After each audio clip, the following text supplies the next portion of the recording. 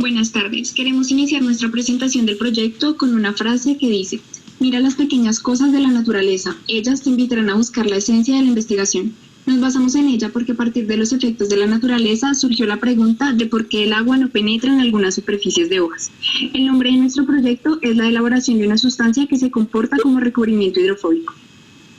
El objetivo general es desarrollar una sustancia con propiedades físico-químicas capaz de mantener el equilibrio de la tensión superficial entre el agua y el material receptor a partir del método Solger.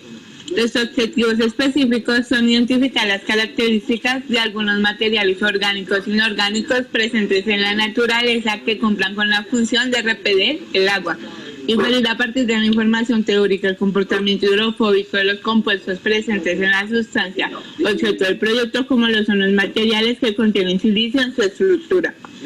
En cuanto a la justificación, uno de los grandes retos de la ingeniería ha sido desarrollar materiales de alto impacto que puedan repeler efectivamente los líquidos, y específicamente el agua, la cual es la causante de efectos inesperados en las superficies, como humedad y corrosión, que llevan al deterioro de la estructura del material. Por otro lado, poder crear un recubrimiento que se mantenga estable en términos de tiempo, temperatura, homogeneidad y apariencia puede dar como resultado la reducción de costos en el mantenimiento o vida útil de los materiales y sus superficies, generando asimismo un impacto positivo en el ámbito social, ambiental y tecnológico.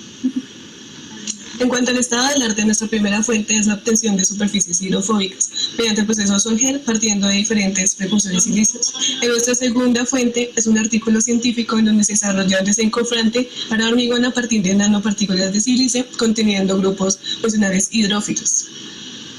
En nuestra tercera fuente se planteó la fabricación de un material superhidrofóbico por el método de inmersión para ser aplicado en la superficie de los dispositivos de acero inoxidable como alternativa para inhibir la corrosión. En nuestra cuarta fuente es el desarrollo de la síntesis de un recubrimiento de óxido de silicio y óxido de titanio, sintetizado a través de todo Solger acoplado a la ozonoquímica y otro tipo de procesos. Y nuestra quinta fuente es una patente en la cual describe diferentes artículos donde se requiere generar recubrimientos extremadamente hidrofóbicos, los cuales son proporcionados por diferentes composiciones. En cuanto a la metodología, vale la pena resaltar que los geles inorgánicos se sintetizan en disolución partiendo de un precursor silicio, en este caso el MTS, trimetiletoxicilano. Es un derivado del TEOS, un alcoxído metálico conformado por un metalo-metaloide, oxígeno y un grupo alquilo. En nuestro caso, el metalo-metaloide es el silicio. En cuanto al proceso químico, se parte de una disolución del MTS en etanol, que es nuestro disolvente. En un tanque con agitación se introduce primero el precursor silicio y luego el etanol. Se deja mezclando durante 15 minutos. Este proceso es más efectivo cuando se desarrolla en ambiente ácido. Por ende, se prepara una disolución de HCl con agua hasta lograr un pH de 2.5. Acto seguido, se vierte la solución del precursor con etanol en un tanque y se le añade gota a gota la solución acuosa de ácido clorhídrico. Para realizar la prueba sobre una superficie, la mezcla se lleva a una unidad de dosificación para ser rociado sobre el sustrato.